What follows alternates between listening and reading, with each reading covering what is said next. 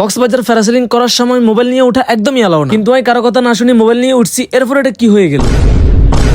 আসসালামু আলাইকুম guys, parasailing করতাম যে মন অনেক খুশি, কিন্তু ইন্ট্রো দেখে তো বুঝে গেছেন কিছুক্ষণ পর এই মন খারাপ হয়ে যাবো। আচ্ছা মন খারাপ হলে আর কোনো সমস্যা নেই, কিন্তু প্রথম অংশগুলো আমরা এনজয় করতে থাকি। প্যারাসেলিং করবে প্রথম আমরা টিকিট কাটি লইলাম, এরপর হাতেও কিছু শর্ত আসলে এগুলোর ভিতরে আন্টি সিগনেচার করে দিছে। দেন হচ্ছে কি আমরা টিকিটটা হাতে পেয়ে গেছি, এরপর সোজা হাঁটতে লাগলাম বিচের দিকে। বাঁশের ব্রিজের পার হলে হচ্ছে যে সমুদ্র। ব্রিজটা কিন্তু অনেক সুন্দর, যারা ফাটাফাটি টেকাইছেন তারা অবশ্যই চিনবে। তোমার হঠাৎ করে হাসিবার কারণে আঙ্কেল কইতে আছে হাতে নাকি প্যারাসেলিং করবো। বাইরে বাই আঙ্কেল যে পরিমাণ বিতু, মেইনলি এই কারণে আমরা টিকিট নিছি মাত্র দুইটা, একটা আছে আন্টির, একটা হয়েছে কথা কইতে কইতে ফাইনালি আমরা চলে আসি বিচের ভিতরে। গাইস দেখেন পিছনে কিন্তু তারা সবকিছু রেডি করতে আছে, আর এদিক দিকে অনেক এক্সাইটেড। এদিক দিয়ে আমরা খেয়াল করছেন কিনা জানি না, আর হাতের ভিতরে একটা ব্যাগ দেখেন, এই ব্যাগটা লয়ে আকাশে উড়াল দিব, কারণ এই ব্যাগের ভিতরে থাকবে মোবাইল। ফাইনালি প্যারাসেলিং করবে সব নাকি রেডি। আমরা একখানা কনসেপ্ট গরমের ভিতরে ব্যাগের হুন্দের বারা মারা হাড়িজার বেড়েগুন আর কি জ্যাকেট গাদাদের গরমের ভিতরে থাকার কিছু কইতাম না। এমনিতে হাতে করলে অনেক ফাইট মাইট করি, মানে মোবাইল হাতে অ্যালাউ করে না, অনেক জোর জবস্তি করি মোবাইলটা আকাশে উড়ে গেলাম। গ্রামের সাথে ভাই যখন প্রথমবার প্যারাসেলিং করে আর এত সুন্দর দৃশ্য নিজের চোখে দেখে উল্টা পাল্টা বকে, যেমন আমি।